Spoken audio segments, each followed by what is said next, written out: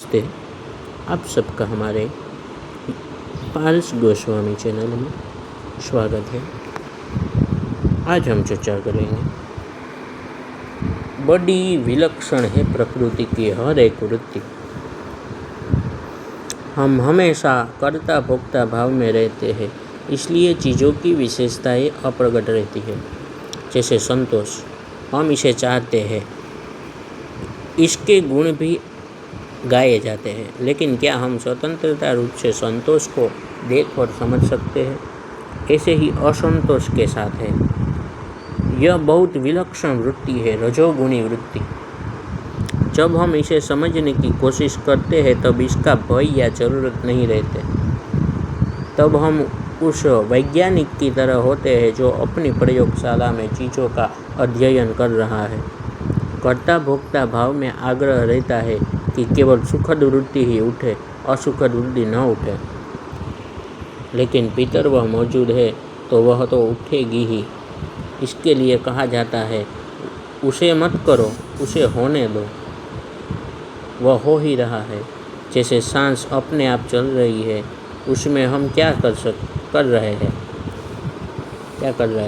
कुछ नहीं। श्री कृष्ण ने कहा ही है, प्रकृति के गुण उनका कार्य कर रहे हैं। अहंकार से मूर्छित मनुष्य स्वयं को कर्ता मान लेता है।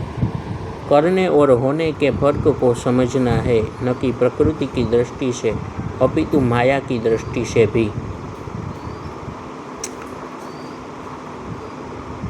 कर्ता भोक्ता भाव माया के कारण है, इसलिए कहा जाएगा, कर्ता भाव मत रखो, उसे होने दो, वह हो ही रहा है। वह आयोजन का हिस्सा है, हम उसमें खो जाते हैं। खोना भी तो उसी का हिस्सा है। तब कहा जाएगा, खोजो मत, खोने को होने दो, खोवो मत, खोने को होने दो, वह हो ही रहा है। इस तरह जागना भी हो ही रहा है। हम क्या कर सकते हैं सिवाय जो हो रहा है उसे देखने के? इतना जरूर है साधक की तरह रहने से बहुत सारी बातों का फर्क पड़ जाता है। जैसे राग द्वेष के वश में न होने के लिए कहा गया है, उसका उपाय यही है, राग द्वेष मत करो, उसे होने दो। अगर वह हो रहा है, उसे रिलीज चाहिए। दबाने से कुछ न होगा, वह भीतर बना रहेगा। इसे जो समझता है वह अगर पसंद नापसंद होती है तो उसे होने देगा, करेगा नहीं। करना नहीं है, देखना है, देखना है, करना है। मेरे एक मित्र है, उनकी पत्नी अत्यंत उग्र है, असाधारण रूप से गुस्सेल, जैसे चंडी का रूप। अपेक्षा यही रहती है कि वे शांत रहे, इतना क्रोध न करे। ऐसे में श्री कृष्ण सहायता करते हैं। क्रोध तमोगुण कर रहा है, मनुष्य नहीं। वह केवल मानता है कि वह क्रोध कर रहा है। कर्ता बने तो कर्मफल बनता है, उसे भी भोगना ही है। कर्म प्रधान विश्व करी राखा, जो जस कर ही सो तस फल चाखा। उन्हें प्रकृति के कार्य को समझना होगा, अन्यथा समाधान नहीं होगा।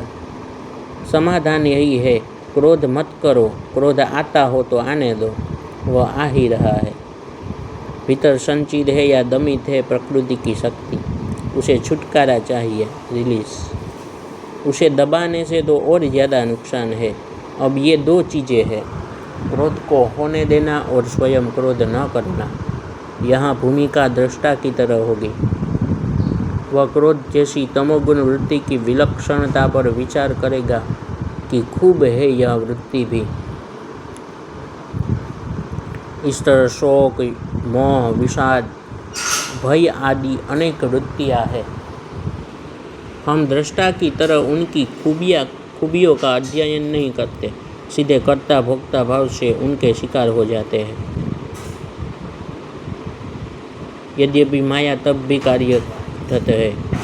हमें भोक्ता भाव से सुख दुख नहीं भोगना चाहिए।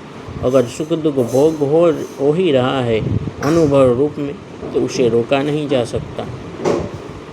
भोक्ता भाव भी हो रहा है तो हो ही रहा है, कर्ता भाव भी हो रहा है तो हो ही रहा है। हृदयस्थ ईश्वर यंत्रारूढ़ के समान सबको माया से घुमा रहा है। गीता में कहा है, अगर हम अहंकार कर रहे हैं तो इस तरह हमें घुमाया जा रहा है। हमें पता ही नहीं कि कौन सी शक्ति हमें घुमा रही है। हम कठपुतली मात्र है, अहंकार भी नहीं कर सकते। सब ही नचावत राम गुसाई। देखने में लगता है अहंकारी आदमी स्वतंत्र है, जबकि वह जीव या चेतना तो और ज़्यादा मजबूत बंधन में है। इसे समझने वाला मददगार करेगा। मदद ही की जा सकती है। दोष दृष्टि का तो कोई काम ही नहीं है।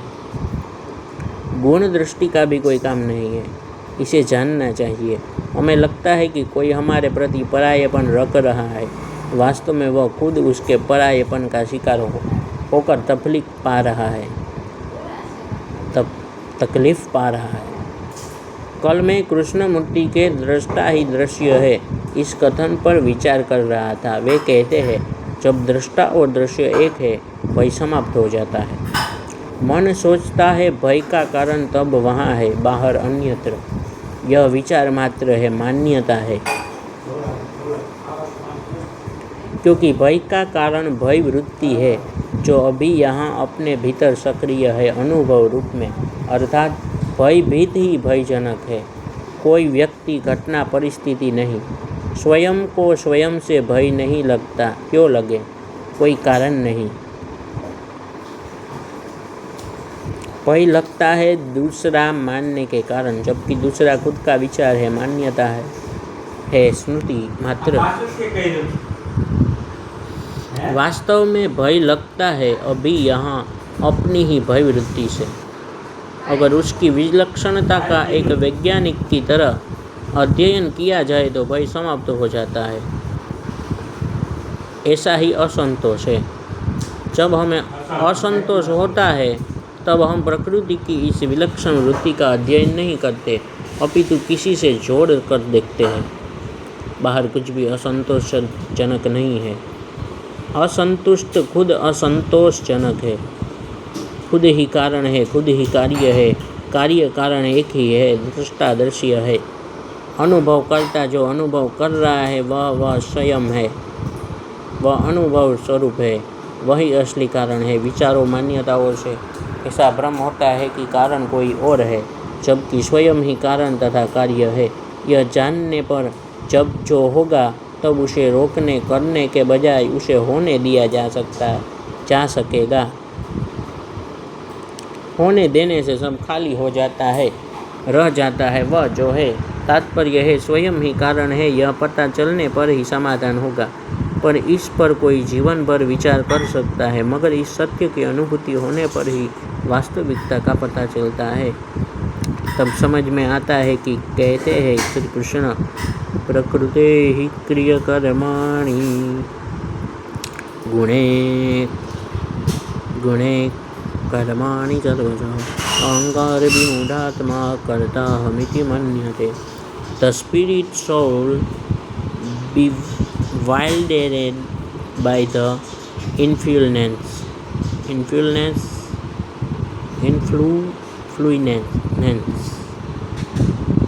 of false ego thinks himself the doer of activities that are in actually